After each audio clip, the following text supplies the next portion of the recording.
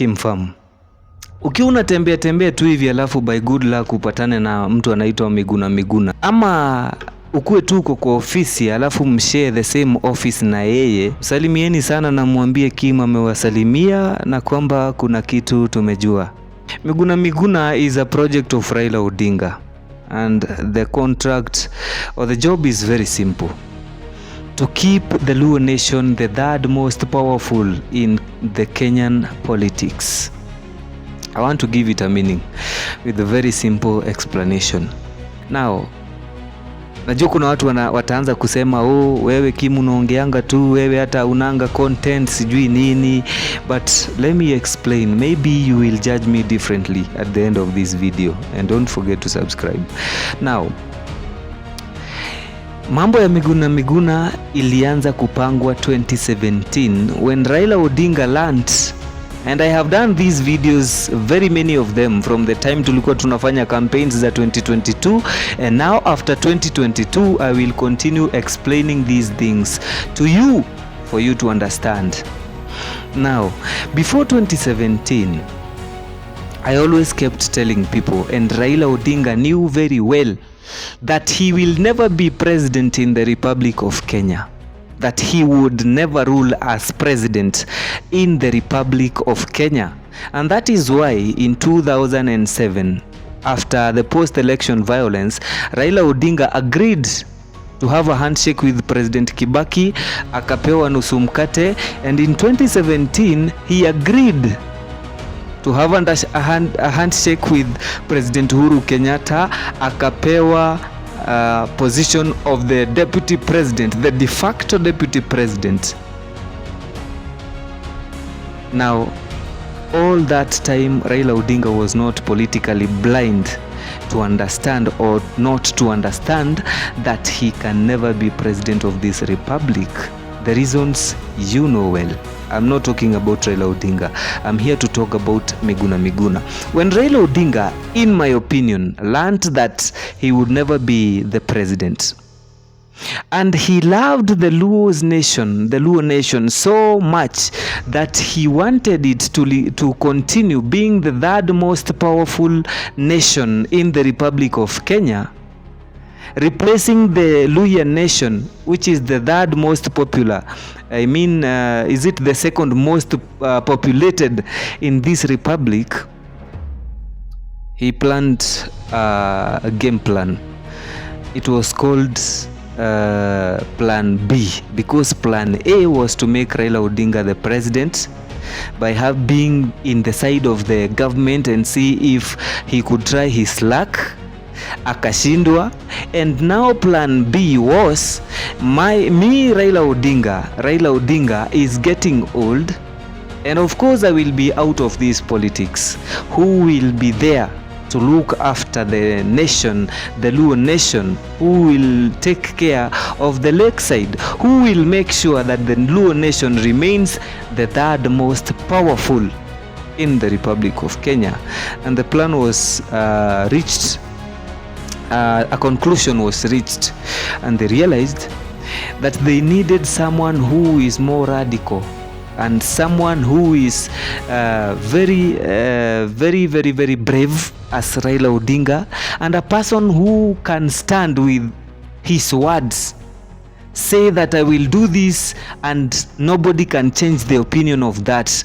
And the man they settled on was none other than Miguna himself. Now, his bravity, ama uerevu na nguvu yake ya kisiasa ilijulikana wakati Raila Odinga alienda kuapishwa kama the people's president, and all the other cowards, akina Musalia Mudavadi, Moses Wetangula, Kalonzo Musyoka, wakakataa kuenda kwa huo uwanja ama kwa hile jukwaa yenye Raila Odinga alikuwa aapishwe kama president of the people. And the only powerful man, the only brave man who did not fear a bullet, who did not fear what the government was to say, who did not fear the law, who did not fear being told that he has committed a treason, was one man, Miguna, and that is why he was pointed out. And to save him, I think that the NRM, and not necessarily the NRM, the leader of the NRM, Raila Odinga, akaona for you to survive politically, Miguna, for you to remain relevant, for you to remain powerful, you had to be removed from the government. Because when he learned that there was a plan to have a handshake between him and Raila Odinga, because this is not something that was woken up and planned within 2 hours or within one day. It was something that they kept on discussing with the president. He decided that we cannot be two LUOs, one in the government and one outside the government. One has to go for the future to be bright to the LUOs. So he took Miguna akamdeport, wakajifanya wamemweka kwa prison siku 6 ati wakijaribu kumchunguza, and then lastly they decided atumwe nyumbani, then he would come back as if it was the sympathy of the government that would follow. But the dream was one.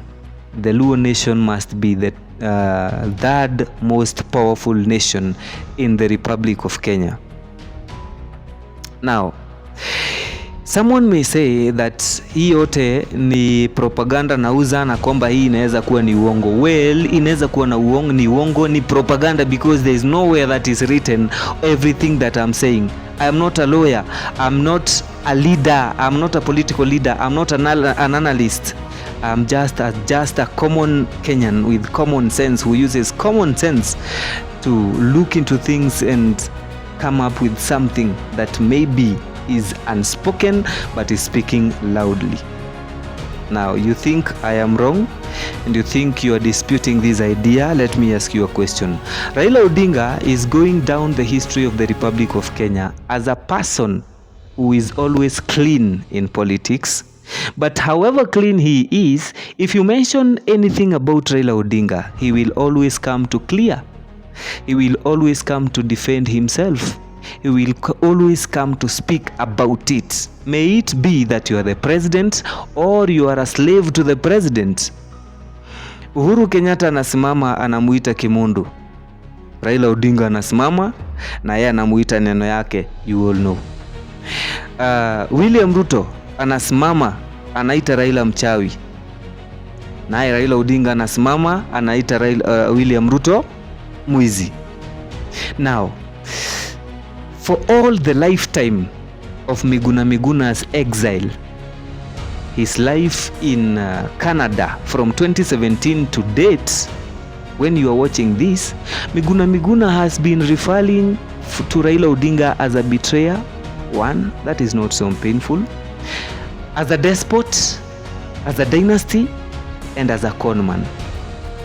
And no day Miguna may repeat accusation yenye aliita Raila Odinga jana. Every day he comes up with new accusation. But at no particular moment has Raila ever responded or sent his goons or sent his political slaves akina Babu Owino ati wakuja wa react to those accusations zenye zimefanywa na Miguna. Now you want to tell me that's a mistake? You want to tell me that's a surprise, a political surprise? One thing that an analyst that I love so much says and always advises people, an analyst called Lee McQueen, he always starts his video, in politics there is never a surprise. Nothing happens in politics as a surprise. Now, Miguna basi akaishi kutusi Raila Odinga, and then he came back to Kenya. Wakati alifika Kenya akakaribishwa vile tu kawaida, ni kama mtu hata hakuwa exile, ni kama mtu tumezoea, kibro kimeingia, akakuja akakuwa covered na media, no apro. Hata Raila Odinga anajifanya hajamuona, Babu Owino hajamuona, hakuna hata Edwin Sifuna, Secretary General wa ODM, hajamuona. Hakuna mtu wa ODM amemuona, amekasibishwa tu akiwa amenyamaza, akatengenezewa party. In fact anaenda kwanza kwa national event celebration, anaenda anatoka, hakuna kitu imeongelewa. ODM hawajamuona, hawajaongelea. As if that is not enough, Miguna spends sometimes then goes to Kisumu. I want to remind you something. The first person who disagreed with Miguna na akaenda Kisumu was, I think, President Kenyatta. At one time walikosana na Raila na the Odinga's family, and when he went to Kisumu alipigwa na mayai yenye imeoza. That's number one. The second person who attacked Raila Odinga was, I think, Mwai Kibaki. Mwai Kibaki after kuenda Kisumu akapigwa na viatu. That one you know. The third person was none other than President William Ruto. Wakati alienda huko ati ni campaign, akapigwa na mawe mpaka gari yake ikavunjwa. Until today, that one has not been forgotten, and I think it's not going to be forgotten anytime soon. So Miguna ametusi Raila for 5 good years, na ni mtu ambaye wanajua kwake, wanajua mahali wanaweza mtoa, na amekuja peacefully akaingia Kisumu wakamcelebrate. Lero ni lero, and Raila Odinga or his political slaves speaks nothing about it. You think that's by a surprise? Ask Lee McQueen, it's not a surprise. Nothing in politics happens by a surprise. Everything is well planned and well coordinated to take the course that it takes. Na hakuna wakati imeaienda nje ya plan. So I want to state it categorically today without fear or contradiction that Miguna was put to exile to be saved from political mud, so that he would come to look like a liberator. Anajifanya ati vile amekuja kuokoa, he is the new messiah to the Luo nation. Amekuja kuokoa from the Odinga family. Odinga ametesa Wajaluo ngapi? Okay, amekuja kuokoa, and that he wants to be the kingpin, he will liberate them.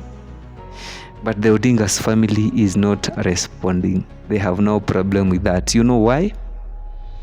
Between 2007 to 2009 or 2009 to 2012, Miguna was a personal advisor to Raila Odinga as the to Raila Odinga, I think, as a prime minister.